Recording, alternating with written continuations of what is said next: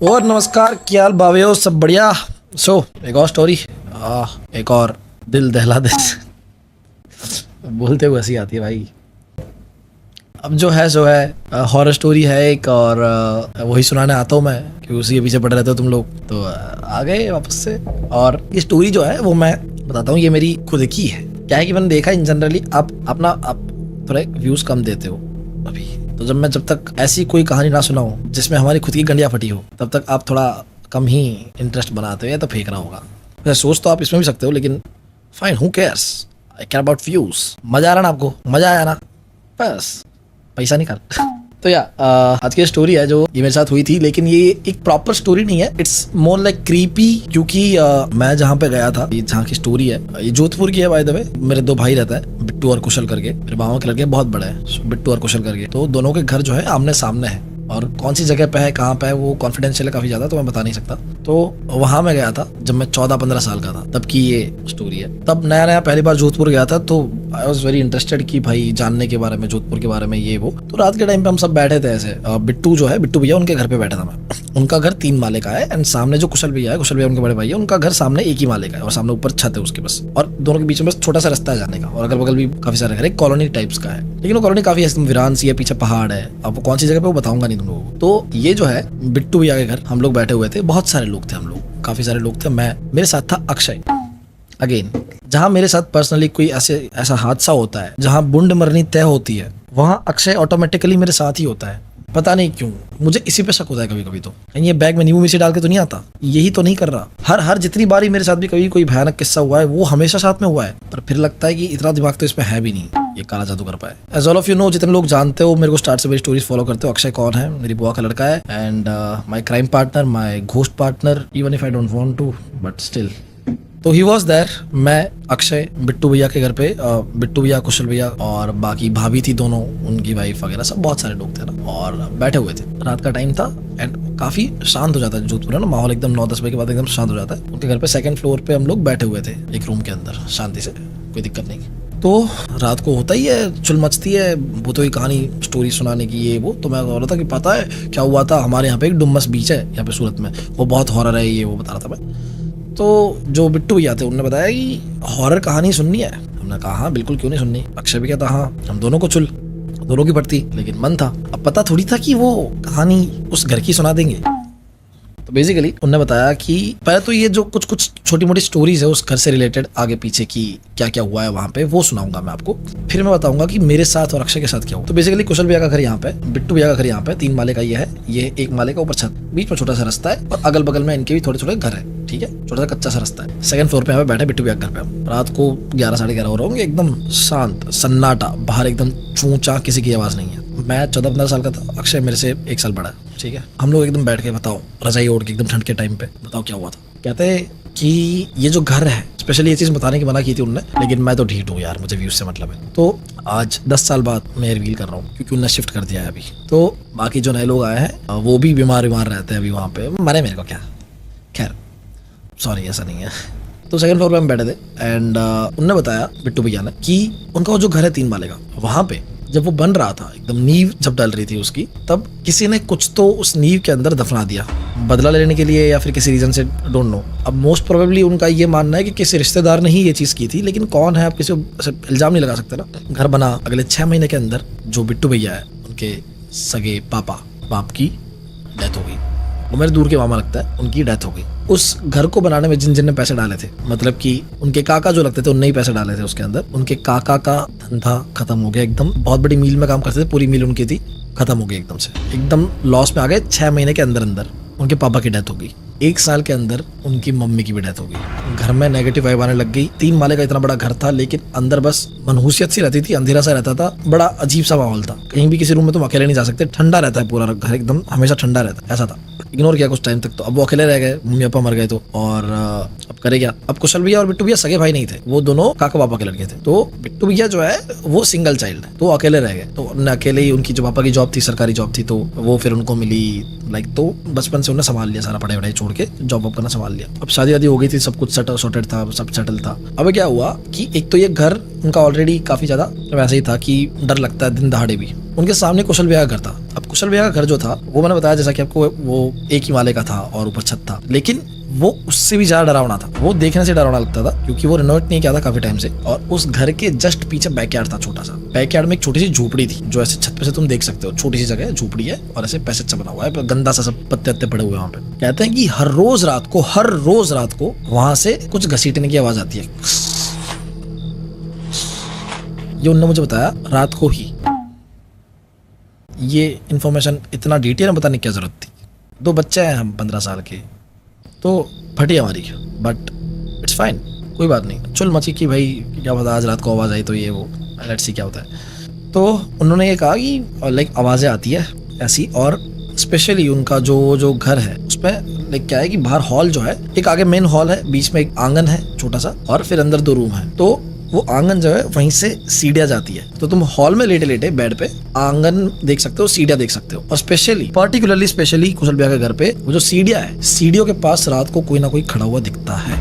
उस घर में रहने वाले हर कोई इंसान रात को ये बताता है, इवन वो लोग खुद उस घर में रहते हुए भी रात को पानी पीने नहीं उठता है, पानी पास में लेके सोता है। वॉशरूम भी दूसरा यूज करते हैं जो उनके रूम की साइड है। बाहर आके जो एक वॉशरूम है वहां पे नहीं जाते वो लोग, क्योंकि उनने मान लिया है ये कि सीढ़ी के पास कोई खड़ा दिखता है उनको। ये लेडी है वो हर रोज वहां खड़ी रहती है उनके घर के अंदर, उन्होंने एक्सेप्ट कर लिया है, पर वो शिफ्ट नहीं कर सकते वहां से। मैं कहा इन दोनों घर में ही हमें सोना है आज। दिन में बताया था ये चीज, हमने चुलबुलाहट के लिए, मस्तीबाजी के लिए बोला था कि एक हॉरर स्टोरी सुना दो, मजे आ जाएंगे। तुमने हमारा गान फाड़ के चबूतरा बना दिया। ये बताने के बाद में कहते हैं कि एक और कहानी है। का क्या? अब जो बिट्टू भैया है उनके कोई चाचा के लड़के होंगे, उनके घर पे आए थे एक बार, ठीक है, कुछ टाइम, कुछ जॉब वॉब करने के लिए कुछ टाइम के लिए उनके घर पे रुके हुए थे। वो जो 3 माले का घर है वहीं पर रहते थे। तो उस दौरान क्या हुआ, उनका नाम था पिंटू भैया। रेलवेज में वो कुछ जॉब वॉब कर रहे थे, इंटर्न पे थे। रात के टाइम पे उन्होंने कॉल किया सडनली बिट्टू भैया को कि एक काम करो, मुझे लेने आ जाओ यार, तुम ना मुझे लेने आ जाओ, मैं यहाँ से, मेरे पास व्हीकल नहीं है, रात को 11 साढ़े 11 बजे उधर लेने आ जाओ। मैंने कहा ठीक है भाई, लेने आया था। ये अपनी बाइक वाइक लेके पहुंचे, बिट्टू भैया वहाँ पहुंचे, और ये कहाँ बैठे हुए थे, एक पुलिया थी, एक ब्रिज था स्टेशन के ऊपर, जोधपुर स्टेशन के ऊपर वहाँ ब्रिज है, और वो काफी अबांडन सा पड़ा रहता है वहाँ पे ना, कोई ज्यादा लोग आते नहीं, तो रात को वहाँ बैठ के दारू पी रहे थे। और फिर जब वो लेने आए उनको, तो उनके सामने ही उन्होंने क्या किया कि ब्रिज पे ऐसे खड़े होके उनको सुसु लगी, तो ब्रिज के ऊपर से ही नीचे सुसु कर दी, एग्जैक्ट ट्रेन की पटरी पे सुसु करी उन्होंने। अब now as all of you know कि वहाँ पे ट्रेन की पटरी पे कितने लोग कट पट के मरे होंगे, क्योंकि वहाँ पे काफी लोग ऑलरेडी सुसाइड करे हुए हैं। उन्होंने वहीं सुसु कर दी। नाउ सब सही हुआ, वो डोलते डोलते उनको बिठाया, पीछे बाइक पे बैठे। अब बिट्टू भैया गाड़ी चला रहे हैं, 2 मिनट बाद इनको रियलाइज हो रहा है कि पीछे ना बहुत भारी, कोई बहुत ऐसे 100 किलो का कोई कट्टा रख दिया हो, ऐसा उनका वजन लग रहा है। गाड़ी चल नहीं रही, पिकअप नहीं ले रही, जबकि आते वक्त सब कुछ सही था। उन्हें रोकी गाड़ी, टायर वायर चेक किया, एकदम टायर में हवा है, कोई दिक्कत नहीं, फिर वापस बैठे। और भारी हो गया और गाड़ी पूरी टेढ़ी हो रही है, पूरी गाड़ी ना ऐसे चला रहे, राइट साइड में टेढ़ी हो रही है। ये पीछे मुझे देख रहे बार बार। पिंटू भैया बस बैठे हुए हैं नशे की हालत में। बोलते यार आप ऐसे हिल रहे हो क्या? बोलते यार मैं क्या हिल रहा हूँ, मैं तो तेरे को पकड़ के बैठा हुआ हूँ, गिर ना जाऊँ खुद। भैया बड़ा कंफ्यूज हो गया, ये हो क्या रहा है। 10-15 किलोमीटर का रास्ता था उनके घर का स्टेशन से, कंटिन्यू 15 किलोमीटर तक उनने यही ऐसे ही चलाई गाड़ी। टेढ़ी थी तो पूरा लेफ्ट साइड होके चलाई, इतनी ज्यादा कि एंड घर पे पहुंचते पहुंचते तो पूरा यूं होके चला रहे थे कि कहीं गिर ना जाए। इस साइड इतना क्या झुकाव था, उनको थोड़ा वियर्ड लगा। उन्होंने थोड़ा दिमाग लगाया कि शायद वो सुसु करी थी थोड़ा, क्योंकि ऑलरेडी वहाँ पे होती रहती चीजें, तो उनको लगा कि शायद ऐसा कुछ हो सकता है। हिडेगा क्या, घर पे छोड़ा उनको। फिर उनको वापस किसी काम से जाना था बिट्टू भैया को बाहर, तो उन्होंने क्या किया कि जाके उनकी काकी वगैरह थी, उनको बोला कि यार आप ना उनको सुला देना, अभी घर पे सुला देना, खाना वाना कुछ मांगे तो देना, वरना सो जाने देना, जगाना मत उनको, परेशान मत करना। ये गए फटाफट से और बालाजी का मंदिर था वहाँ से भभूति ले आए, और भभूति लाके घर पे मंदिर में रख दी कि जब ये उठेंगे तब इनको लगा देंगे ऐसा। उनको क्योंकि कुछ फिशी लगा था अजीब सा। और जब स्पेशली ये बताया उन्होंने कि बालाजी के मंदिर वापस जाने के लिए जब गाड़ी वापस निकाली तब सब कुछ परफेक्ट था, गाड़ी एकदम नॉर्मल चल रही है, तो वो थोड़ा उनको डाउट हुआ, बट देन उन्होंने छोड़ा कि कोई बात नहीं, भभूति लाके रख दी मंदिर में, सो गए। रात के 1-1:30 बजे पिंटू भैया जो है अचानक से उठता है। उनका वॉशरूम कहाँ था, नीचे के फ्लोर पे वॉशरूम है उनका, मेन गेट के जस्ट बगल, मेन गेट के पास जाना पड़ता है उनको सुसु जाने के लिए। तो मेन गेट की जो सिर्फ जाली है वो लगी हुई थी, और वो जाली कैसी है,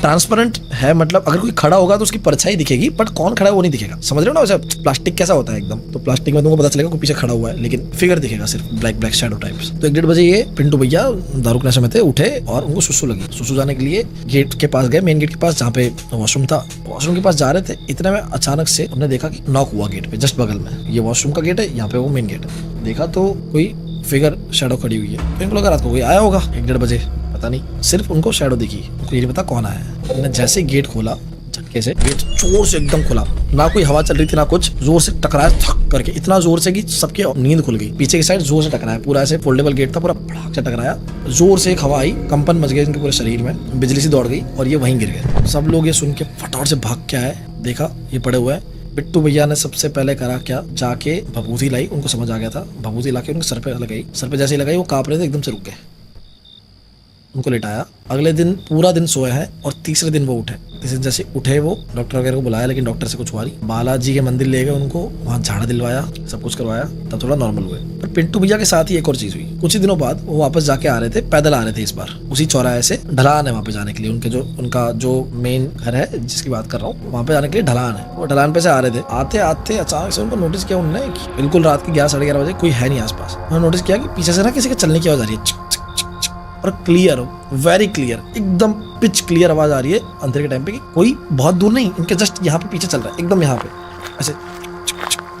जितने कदम वो चल रहे हैं उतने कदम वो चल रहा है, जितना तेज वो चल रहा है उतना तेज वो चल रहा है, और पीछे से आवाज आ रही है। उन्होंने चेक किया जेब में सिक्के तो नहीं है, लेकिन नहीं, पीछे से कोई आ रहा है, लगातार रुके, पसीने पसीने हो गए, और वो काफी शरीर में हैवी है। वो भागते हुए आए, एकदम भागते हुए आए, और जितना तेज भागे उतना तेज आवाज आ रही है, और उनके साथ किसी और की सांस लेने की भी आवाज उनको आ रही है पीछे, यहाँ से जस्ट एकदम कान के पास से कोई सांस पास में आया जा रहा है। भागते हुए आए, सीढ़ियाँ चढ़े, और एकदम से जो गेट है उनका मेन घर का, वहाँ पे आके गिरे। जैसे ही वो गिरे, वो सब बैठे हुए थे हॉल में, जैसे वो गिरे हैं हॉल में आके, गिरते ही उनका पहला कदम जैसे ही पड़ा घर के अंदर, पड़ते ही सीधा जमीन पर उनका शरीर पड़ते ही उनकी जेब से एक पुड़िया थी, वो सक करके उड़ती हुई गई बाहर। सबकी आंखों के सामने से वो ऐसे गिरे, उनकी जेब में से पुड़िया बाहर गई जिसके अंदर मिठाई रखी हुई थी। तो मिठाई के लिए वो कोई भी जो छलावा था या एटिटी थी उनके पीछे पड़ी हुई थी, और क्योंकि वो घर में एंटर नहीं कर सकती थी क्योंकि सब बालाजी का सब लगाया था, तो झाड़ा करवाया था और भभूति भी थी, तो इसलिए वो मिठाई एकदम से बस उड़ के चली गई बाहर। अब ये काँप रहे, और सबके सामने से भागते हुए गए छत पे, वो सब इनके पीछे गए। छत पे जाके वो क्या कर रहे हैं, छत पे जाके एकदम डोली पे एकदम जो बाउंड्री होती है वहाँ पे जाके नीचे देख रहे हो, बोल रहे हैं चल जा यहाँ से, चल जा, मिल गई तुझे मिठाई, मिल गई, चल जा चल जा चल जा, मुझे मार देगा ये ऊपर मत आना, ऊपर मत आना, तू ऊपर मत आना, ऐसे चिल्ला रहे जोर जोर से। सब डर रहे हैं उनको देख के, उनको हो क्या गया, और इतने बड़ा शरीर था, उनकी आंखें पूरी बड़ी बड़ी बाहर आ रखी, लाल लाल रखी। सब उनको हाथ पैर से रोका, बहुत सारे लोग थे, रोका, और ऐसे कर रहे हैं, चल जा अंदर मत आ जाना। उनको देख देख के बोल रहे हैं, वहाँ पे हमको दिख रहा है कोई नहीं है, मतलब बाकी जो लोग थे उनको दिख रहा है कोई भी नहीं खड़ा रोड पे, उनको अकेले को दिख रहा है। करते करते वो बेहोश हो गए। फिर उनको बड़ी प्रॉब्लमेटिक ये तो चीज़ थी, क्योंकि थोड़े दिन पहले ये हुआ था, वापस ये हो गया ये, और ऑलरेडी घर इतना प्रॉब्लमेटिक था। तो उनको एक उनकी बहन है, उनके कोई गुरु है, उनके पास ले जाया गया। वो बहुत माने हुए गुरु थे, वो जोधपुर आते थे विजिट पे बहुत कम, मतलब महीने में एक आध बार। तो उन्होंने बहुत रिक्वेस्ट करी, उनका अपॉइंटमेंट लिया, और वहाँ गए वो उनकी कुटिया पे जहाँ भी था। इनका कहना है, इनने आई विटनेस किया ये चीज़ कि जब उनका इलाज कर रहे थे, मतलब जो भी है झाड़ फूक जो भी है बिठाया सामने, वो जो बाबा थे पंडित, उन्होंने बोला आँख बंद करके इस गोले के अंदर बैठ जाओ, और जो नारियल है, नारियल लेके इनके सर पे रखा और हाथ छोड़ दिया। वो नारियल लिटरली उनके सर से 1.25 फुट ऊपर था, और गोल गोल गोल गोल गोल गोल गोल गोल तेजी से घूम रहा था। थोड़े टाइम बाद वो इतनी तेजी से घूम रहा था कि उसकी हवा लिटरली लग रही थी लोगों को, इतना तेजी से उनके सर के 1.25 फीट ऊपर वो घूम रहा था। और ये वहाँ पे जितने भी लोग थे उनका इलाज कराने गए थे, उन्होंने आई विटनेस किया। और ये होने के दौरान बाबा जी जो थे वो कंटिन्यूसली मंत्र पढ़ रहे हैं, उच्चारण कर रहे हैं, और घूरे जा रहे हैं। उनको सब हुआ, नॉर्मल हुआ, सब ओके हो गया, वो बेहोश हो गया आपस से। और बाबा जी ने फिर बताया कि इनके अंदर एक नहीं, दो नहीं, तीन आत्माओं का वास था, जो इनके पीछे पड़ी हुई थी हाथ धो के, जो अब निकल चुकी है। अगर वो बाबा नहीं मिलते तो प्रॉब्लम हो जाती। तो ये स्टोरी घर से रिलेटेड, अगल बगल से रिलेटेड, ये सब इन्होंने बताई। फिर जो बिट्टू भैया थे, उनका भी ये छोटा सा बेबी हुआ था अभी उस घर। अब ये घर की स्टोरी पे आता है कि घर में क्या प्रॉब्लम हुई। सेकंड फ्लोर पे बैठे हुए थे एक बार अचानक से, एंड बच्चा भी हुआ ही था, उनका छोटी बच्ची थी। तो उनकी जो माँ है, जो भाभी लगती है, वो एक रात की बात है, अचानक से बोलती मुझे बड़ा वियर्ड फील हो रहा है, तबीयत खराब सी लग रही है, ऐसा ऐसा। ठीक है कोई बात नहीं। बिट्टू भैया ने बोला कि मैं बच्ची संभाल लेता हूँ, तू सो जा, थोड़ी देर रेस्ट कर ले। बोला ठीक है। हाथ में बच्ची थी, सामने उनकी वाइफ बैठी हुई है। अब वो यूं करते करते ऐसे ऐसे गोल गोल सर घुमा रही उनके सामने, बिट्टू भैया ने उनकी वाइफ से बोला कि क्या हुआ, सब ठीक है। और बिट्टू भैया की वाइफ हमारे सामने ही बैठी है, साथ में बैठी थी, सब लोग साथ में बैठे थे। वैसे गोल गोल सर घुमा रही है और अचानक से नीचे देख लिया। बिट्टू भैया ने बोला पायल तू ठीक है? पायल, उनकी वाइफ का नाम पायल था। पायल ठीक है? पायल पायल पायल। तो अचानक से पायल जो थी उन्होंने नहीं देखा। इतनी बड़ी आंखें, पूरी लाल, सेम जो पिंटू भैया की हालत थी। पिंटू भैया का कहना है कि अगर उनने 2 सेकंड, एक आधा सेकंड भी अगर उनने लेट किया होता उनकी बच्ची को हटाने में, तो वो बच्ची रहती नहीं। क्योंकि पायल जो उन भाभी सा है, उनके पास में चाकू पड़ा हुआ था। उनने वो चाकू उठा के आधे सेकंड के अंदर एकदम से हमला करते उनकी बच्ची पे करके। उन्होंने एकदम से बच्ची हटाई और जोर से उनका गला पकड़ बोला पायल। और जैसे जोर से चिल्लाए पायल, तो एकदम से उनकी होश आया, सब उड़ गया जितना भी जो भी था, और चाकू आगे छूटा और फिर करके जोर जोर से रोने लग गई। तो पहले बच्ची को उठा के सबसे पहले ये पड़ोसी को दे के आए जो भी थे, और फिर पायल वापस के पास आए, देखा तो बेहोश पड़ी हुई थी। उनको उठाया, हॉस्पिटल ले गए, इलाज करवाया, बाबा वगैरह झाड़ फूक कराया, वो सब करवाया। लेकिन उस घर के अंदर इतनी नेगेटिविटी थी, कभी भी कुछ भी आ जाता था कि वो अपनी बच्ची की जान लेने पे मजबूर हो गई। अचानक से चाकू उठा के मार ही देती, बस चाकू पड़ा लिटरली जमीन पे जो फ्लोर था, और वहाँ पे अभी भी वो स्क्रैच का निशान है, वो हमको दिखाया उन्होंने। तो सो टेरेबल, बिलीव ही नहीं होता मतलब सुन के का। ये मेरे आसपास ही वो हस्तियां बैठी है जो ये प्रूफ है जिस इन चीज़ों का। अब ये छोटी छोटी स्टोरीज बता रहे थे, उनके बीच में उन्होंने एक और चीज़ बताई कि ये जो सामने कुशल भैया का घर है, कुशल भैया के घर के जस्ट बगल में एक घर और है। वो छोटा सा ही घर है, कुटिया सा छोटा सा घर है। वहाँ पे कुछ टाइम पहले एक लेराबाई करके एक औरत रहती थी। उनकी 2 बेटियां थी। किसी कारणवश पता नहीं कैसे बहुत सालों पहले वो मर गई। उस दिन के बाद से उस घर के आगे एक लोहे का खंबा था। हर रोज रात को वो दोनों बेटियां वहाँ खड़ी हुई होती है और रात को कुत्ते जोर जोर से भौंकते उसे देख के। हर रोज रात को इतने सालों से कुत्ते वहीं देख के भौंकते हैं। एग्जैक्ट 2-2:30 बजे के आसपास जब भी है, वहीं खड़े होते हैं कुत्ते, उसे देख के भौंकते हैं, उस काले जो लोहे का खंबा है उसको। और वहीं पे बहुत लोगों ने विटनेस किया है कि रात को आते जाते वो तो लड़कियां खड़ी हुई दिखती है। अब क्या करती है, क्यों पता नहीं, ऐसा क्यों है बस पता नहीं। और भी चीजें बता रहे थे, लेकिन मैंने कहा भाई मैं हाथ जोड़ता हूँ, हम दोनों को बख्श दो, हो गया हमारा। आज के बाद मैं हॉरर स्टोरी सुनूंगा, मेरे जिंदगी का कोटा खत्म हो गया। इतनी सुन ली मैंने, इससे ज्यादा फट ही नहीं सकती। पता थोड़ी था फ्यूचर में धंधा ही बन जाएगा हॉरर स्टोरी सुनाने का, नहीं तो और पूछ लेता। पर तब के हिसाब से बहुत इनफ फट गई थी, मतलब लाइक फटना क्या बोलूं, 2 हिस्से हो गए थे। और बिट्टू भैया घर पे ये चीज़ और थी, मैं बताना भूल गया कि वो उनका कहना था कि जो ग्राउंड फ्लोर था वहाँ से हर मतलब 2-4 दिन में किसी ना किसी को आती रहती थी, घुंघरू की आवाज़ आती रहती थी अजीब।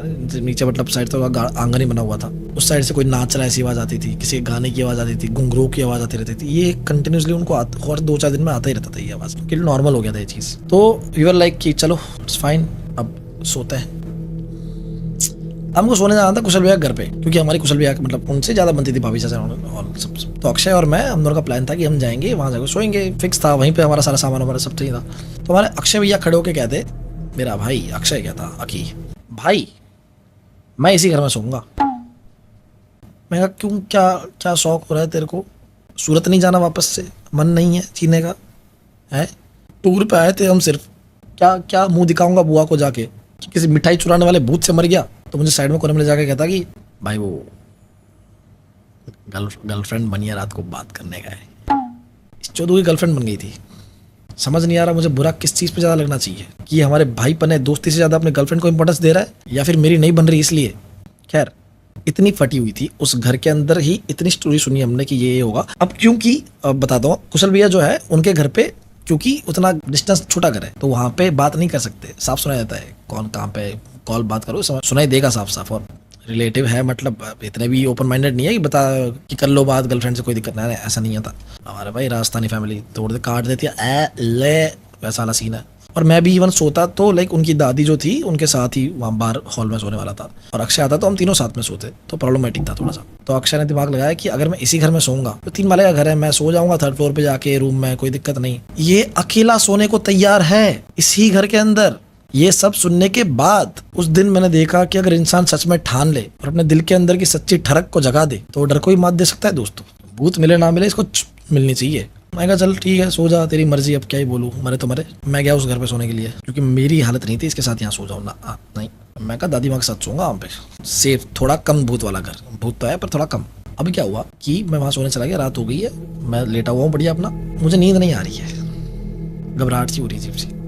मैं फिर भी कुछ करके ट्राई कर रहा हूँ कि सो जाऊँ। मेरी वापस नींद खुल गई 1:30 बजे के आसपास, ठीक है। और लाइक क्योंकि घड़ी थी वहाँ पे, क्लियरली दिख रहा था सब कुछ, इतना भी अंधेरा नहीं था, मतलब चांदनी की थोड़ी बहुत रोशनी आ रही थी, तो थोड़ा बहुत दिख रहा था कि घड़ी में दिख रहा है कि 1-1:30 बज रहा है। दादी जो है उनकी बगल में एकदम बूढ़ी है, वो बगल में सो रही थी साइड में, और हॉल खुला हुआ था पूरा, वहीं सो रहा था मैं उठा एंड मैं तब तक नींद से उठा तो भूल चुका था थोड़ी बहुत चीज़ें जो मैंने सुन के आया था, और मैं पानी पीना था, मुझे पानी पीने के लिए मैं उठा और नीचे पानी का जो बोतल था मैंने उठाया, और सबसे पहले मुझे याद आया कि यह हरामजादा अपनी बंदी से बात कर रहा होगा।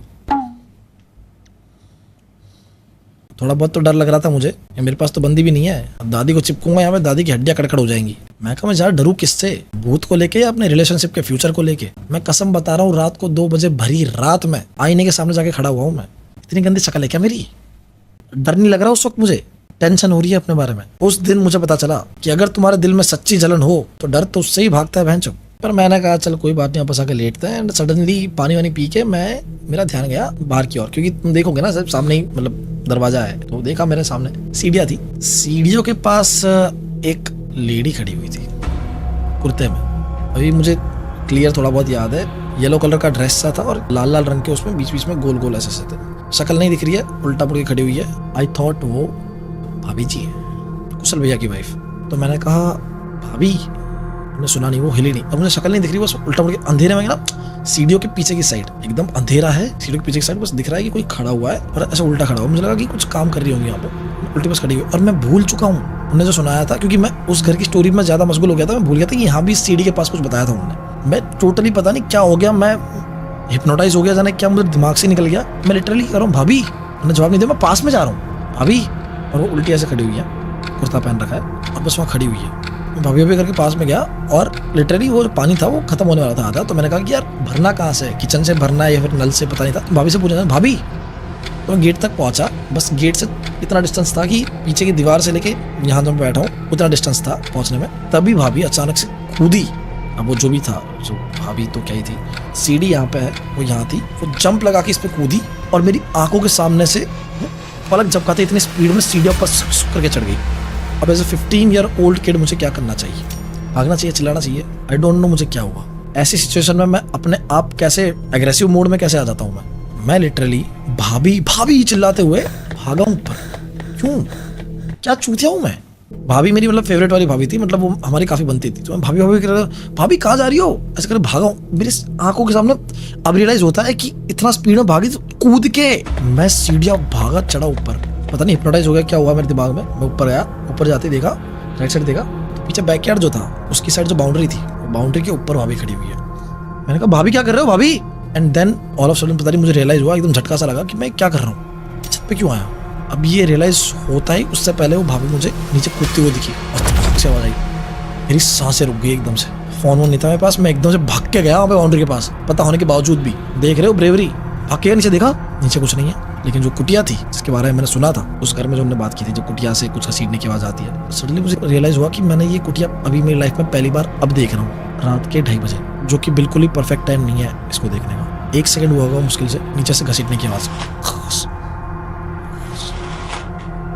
मैंने आंख लगा के देखा, क्यूरियोसिटी, मैं सच बता रहा हूँ, मानोगे नहीं आप। आई सॉ कि एक मतलब दूर था, काफी धुंधला था, पर इतना पता चल रहा था बूढ़ी लेडी है और एक लड़का है जवान, कुटिया के अंदर से आ रही है बाहर। देखा कि क्या है ये, समझ नहीं आ रहा, पर वो कुछ घसीट के ला रही है।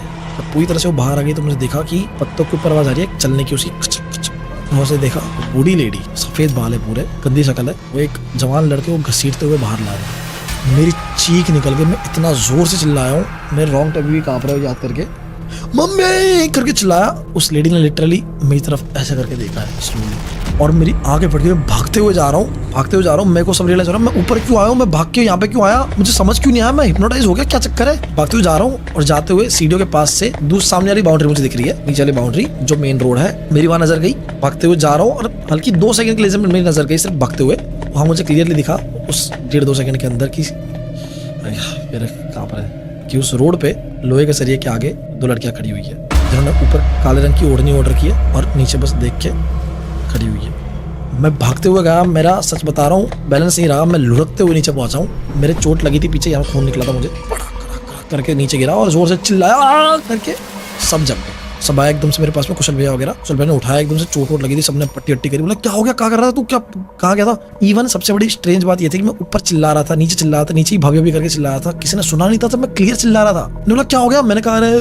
पता नहीं ऊपर वो कहीं गिरा तो मैं ऊपर चला गया था, मेरे को लगा भाभी ऊपर गई है। तो वो समझ गए क्या है, फटाफट से ना झाड़ा आड़ा करा मेरा, उनने जो भी था मेरा इलाज करा। मैं बीमार हो गया था बहुत ज्यादा, मेरे पट्टी वट्टी कर दी उनने और मैं बीमार पड़ गया भाई। पूरी रात मेरे को ऐसा रखा, मैं मेरे अगल बगल लोग रहे, मैं इंसानों से डर रहा हूँ, कुशल भैया से डर रहा हूँ, किसी इंसान से डर रहा हूँ, मेरे अगल बगल जो आ रहा है मुझे समझ नहीं आ रहा मैं क्यों गया, मैं मेरे दिमाग को क्या हो गया था, मैं भाग के उसके पीछे गया। दिन हुआ, नॉर्मल हुआ सब कुछ, थोड़ा मैं नॉर्मल अपने जोन में आया। मैं कहा ठीक है कोई बात नहीं। मैंने कहा अक्षय का है, उसको बताऊंगा मैं। सुबह हुई, अक्षय मिला, मेरे पे आया। अक्षय को पता चला मेरे बारे में कि कुछ कुछ उसने हुआ। अक्षय मेरे पास आया डरता हुआ। मैंने कहा तू क्यों डरा हुआ है साले, मेरी फटी है ना, मेरे साथ हुआ। बोलता सिर्फ तेरे साथ नहीं। अक्षय रात को अकेला 3rd फ्लोर पे ऊपर सामने वाले घर में अपने रूम में बात कर रहा था अपनी बंदी से। बात करते करते अचानक से उससे लगी सुसु। अपने ही कमरे में वो गया सुसु करने के लिए, बोल के कि मैं आ रहा हूँ। उसकी बंदी कॉल पे थी। वो जब सुसु करके आया, फोन कटा हुआ मिला, ठीक है, फोन कटा हुआ मिला तो, और इसने कॉल बैक किया तो फोन स्विच ऑफ आ रहा था लड़की, उसने सब हो गया होगा ऑफ। वो जाके नीचे भाइयों के साथ सो गया। सुबह जैसे ही सबसे पहले उठा 6 साढ़े 6 बजे, उसकी बंदी के कॉल से। वो क्या हुआ, रात को कॉल स्विच ऑफ हो गया था। वो उसकी बंदी डरी हुई है, उसकी हालत खराब है, बिल्कुल मेरे से भी ज्यादा हालत खराब हो गई थी उसकी। उसने क्या हुआ, इसको डरी हुई है। वो कहते कि आप वॉशरूम गए थे, आप बोलते थे ना निब्बे निब्बी हरामजादे। बोलते जब आप वॉशरूम गए थे, जस्ट आपके जाते ही मुझे गेट की आवाज आई, थक के आपने गेट बंद किया और मुझे कॉल पे किसी ने बोला फोन रख। वो इतनी डरावनी आवाज थी कि वो क्लियरली पता चल रहा था वो अक्षय की आवाज नहीं है। 14-15 साल का लड़की ऐसी आवाज थी उसकी। किसी ने ये बोला और उस रूम में कोई नहीं था, लॉक था वो। इस दिल जले आशिक की माँ बहन हो जाती उस दिन। बच गया जरा सा। उसने मुझे ये बताया कि मेरी बंदी ने बताया, मुझे लग रहा था सबसे बुरा मेरे साथ हुआ है, लेकिन नहीं, अक्षय के साथ हुआ था। उसका ब्रेकअप हो गया, लेकिन इवेंचुअली ये हम दोनों के साथ हुआ। उसी शाम टिकट करवाया, हम निकल गए जयपुर को, मेरे गांव की साइड। मैं यहाँ अल्लाह तौबा माफ करे, भगवान जय श्री राम माफ करे, मैं नहीं रह सकता, सॉरी। हम नहीं, इस काबिल ही नहीं है, हम बोझ हैं आप पे। इन भूतों को हम बोझ लग रहे हैं, हमारे पे सारे एक्सपेरिमेंट करने हैं इनको। ये रह रहे हैं कितने साल से, इनके पास कुछ करा तुमने, डरा रहे हो तुम, भगरिया वैसे कूद कूद के सीढ़ियाँ। हम निकल गए, उसके बाद हमको कुछ नहीं पता, हम दोनों ही निकल गए, जयपुर चले, गांव से चले गए, बाद में सूरत आ गया था हम लोग। तो काफ़ी धुंधला हो गया वो चीज़, लेकिन it was very traumatising experience. और अभी भी याद करता हूँ वो एक्सपीरियंस, स्पेशली जब मैं भाग के आया और जो लड़कियां थी मुझे दिखी थी वहाँ पे खड़ी हुई, वो मेरे अभी, जबकि सबसे ज़्यादा डरावना वो होना चाहिए कि वो भाभी फिगर में जो लेडी थी वो कूदी नीचे, बूढ़ी औरत दिखी, घसीटने की वो जो आवाज़ थी, मुझे सबसे ज़्यादा डर अभी पता नहीं उस चीज़ से लगता है। वो जो 2 लड़कियां नीचे खड़ी थी, स्वभाव पता नहीं क्यों मेरे दिमाग में छप चुका है कि 2 लड़कियां वो काली चुन्नी डाल के नीचे खड़ी हुई थी बस ऐसे लोहे के खंबे के आगे, जो मैं भी सुन के आया हूँ 2 घंटे पहले कि ऐसा मर चुकी है। तो ये थी स्टोरी। ये कोई पर्टिकुलर एक बड़ी स्टोरी नहीं थी, इसका कोई कंक्लूजन हो, ये हो वो हो, ये रियल लाइफ स्टोरी है, ये मैंने सुनी है और मेरे साथ जो हुआ है वो मैंने आपको बता दिया। आई होप आपको पसंद आया हो, ऐसा ही आपको पसंद आया, ऐसा ही कुछ इस तरह का, तो प्लीज़ मुझे बताना, आगे भी लाता रहूँगा। So yeah thank you so much, bye bye, love you, and share कर दो इस वीडियो को। एटलीस्ट 1 मिलियन व्यूज़ चाहिए मुझे यार, बहुत टाइम से बहुत डल चल रहा है, तो please bye bye, love you, bye, take care.